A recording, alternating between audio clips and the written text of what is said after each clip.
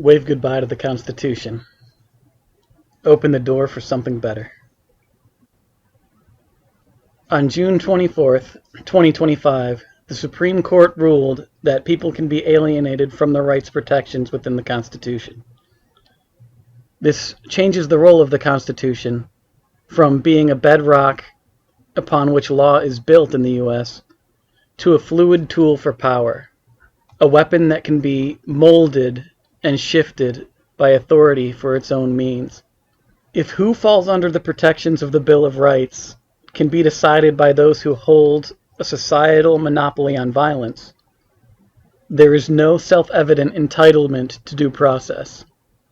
The precedent has just been set that any time power wants to do something unjust, it simply changes the would-be victim from the classification of human to something unequal, undeserving of human rights.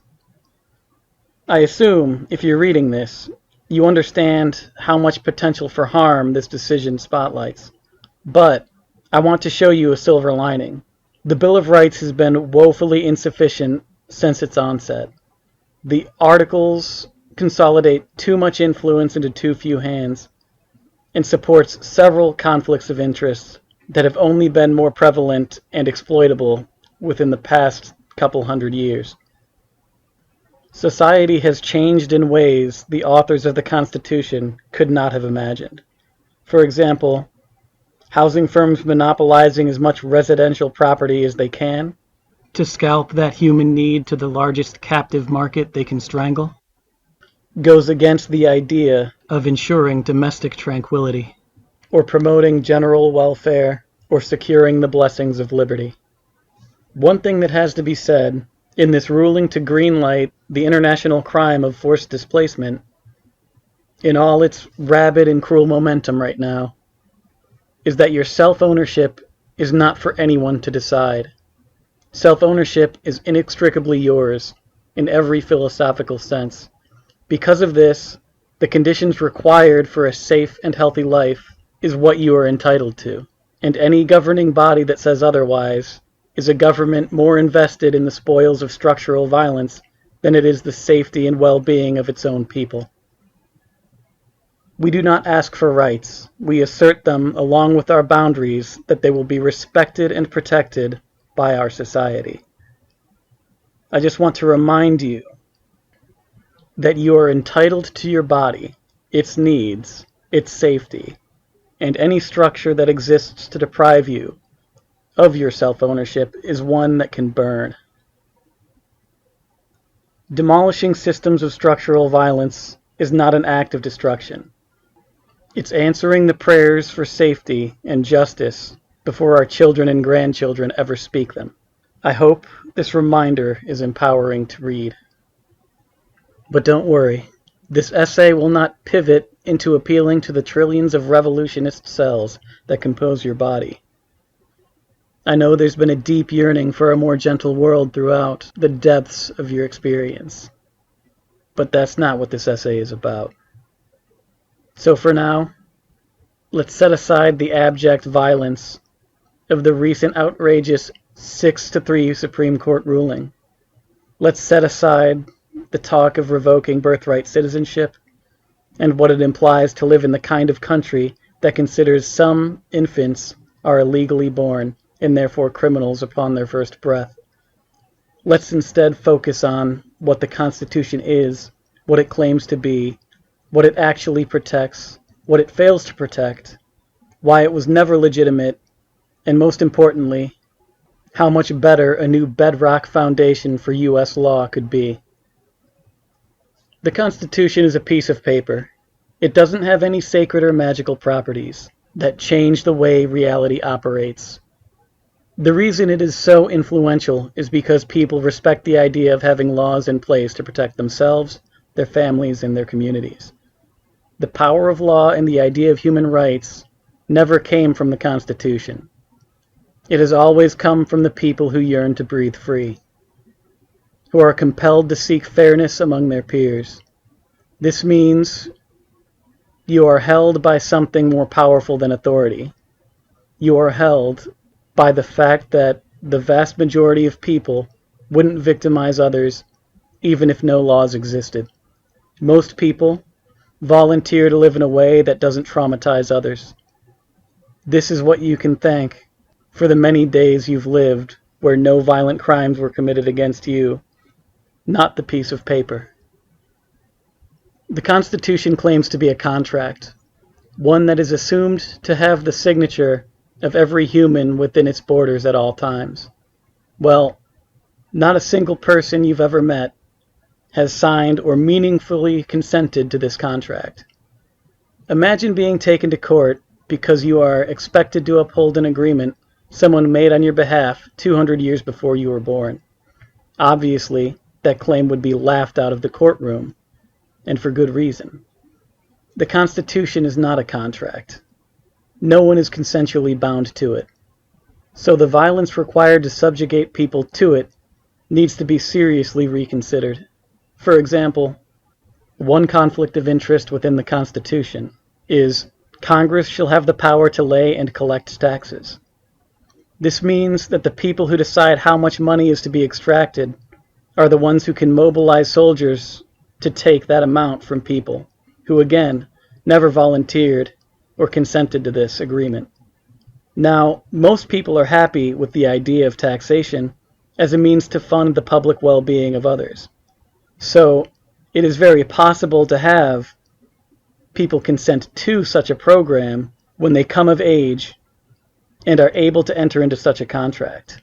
But anyone who is living paycheck to paycheck should be utterly exempt. It is not the responsibility of the impoverished to fund the public programs. In fact, every individual should independently consent to the level of taxes they choose to pay, and to fund the programs they want their money to support. The idea of mandatory tax should be reserved for profit-seeking entities like large businesses as a cost of doing business. But this is just one example of the many improvements that could be set in place if the Constitution were replaced by something better. The existence of taxation to secure rights is an admission that the resources aren't naturally distributed fairly within a society, meaning anywhere you see a need for taxation is one where structural violence is persistent enough to need safeguards from it. What the Constitution protects and what it fails to protect are enshrined in its illegitimacy. At the time the Constitution was created, the only people who had a say in it were white male landowners. Which means, even at the time it was created, the vast majority of people could not consent to it. The numbers I've seen vary, but the most kind to the Constitution apologists is 1 out of 17 in the society were white male landowners. This figure obviously would not include the indigenous being slaughtered for the land. If 16 out of 17 people have no say in what contracts they're expected to be bound to, then 16 out of 17 people in the society are on some level enslaved. No reasonable person can attempt the argument that the creation of the Constitution was democratic. Since the only people who had a say in the Constitution were a privileged class, it becomes easy to see in the language of the Constitution how much it protects privilege and power.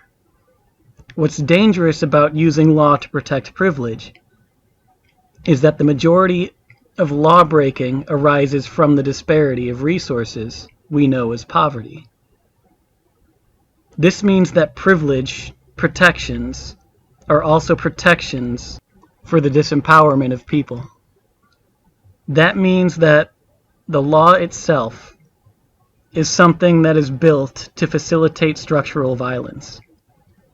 And because it must enforce the disparity of resources with militant officers, the danger becomes something so obvious I won't bother explaining more about it here.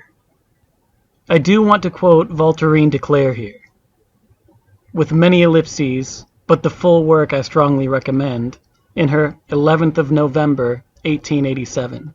The context is, She is speaking to the U.S. government for hanging labor rights activists at the whims of businesses. Quote, "You exist for the purpose of granting privileges to whoever can pay most for you, and so limiting the freedom of men to employ themselves that they must sell themselves into this frightful slavery or become tramps, beggars, thieves, prostitutes, and murderers. You build prisons high and strong, and there you beat, starve, and hang, finding by the working of your system human beings so unutterably degraded that they are willing to kill whosoever they are told to kill at so much monthly salary. This is what the government is, has always been, the creator and defender of privilege, the organization of oppression. Abolish the law, that is, abolish privilege, and crime will abolish itself." End quote. As we see, most people want law to exist. So we should, for the first time in U.S. history, democratically create a bedrock to make law a shield for the vulnerable, not chained to a consolidation of power protected by a monopoly of lethal force. Make law in a way to protect rights, not only from behavioral violence, but structural violence as well. This is the art of abolishing depths of despair. The goal is making society a place of safety, nurture, and levity, so enjoyable to live within that addiction rates, mass shootings, and suicide numbers plummet. Law should not exist under a gun. It should exist on shared land, around a bonfire, where communities congregate with full bellies from the banquet they all enjoyed together. The final thoughts here should be on how much better the Constitution should have been, how much more rights protections we could have, because though you have every right to be unnerved by the current regime stomping on the Constitution, specifically to abuse more people without accountability, I want you to see their destruction of the Constitution as an opportunity to build something better in its place. Something that says part of self-ownership is access to health care, both bodily and mental. Something that asserts self-ownership requires safe housing. Something that understands self-ownership implies a right to breathe clean air and live on unpolluted ground. Something that declares self-ownership implies a right to meaningful agency within the society. Something that understands and respects the science of the nervous system and is built to create a world where self-ownership means access to community connections required for the nervous system to function at its most healthy. I'm excited to explore and write this new document with you. Whatever we call it, it will make the Constitution look like some archaic and ancient text from a time before we understood what a healthy society was.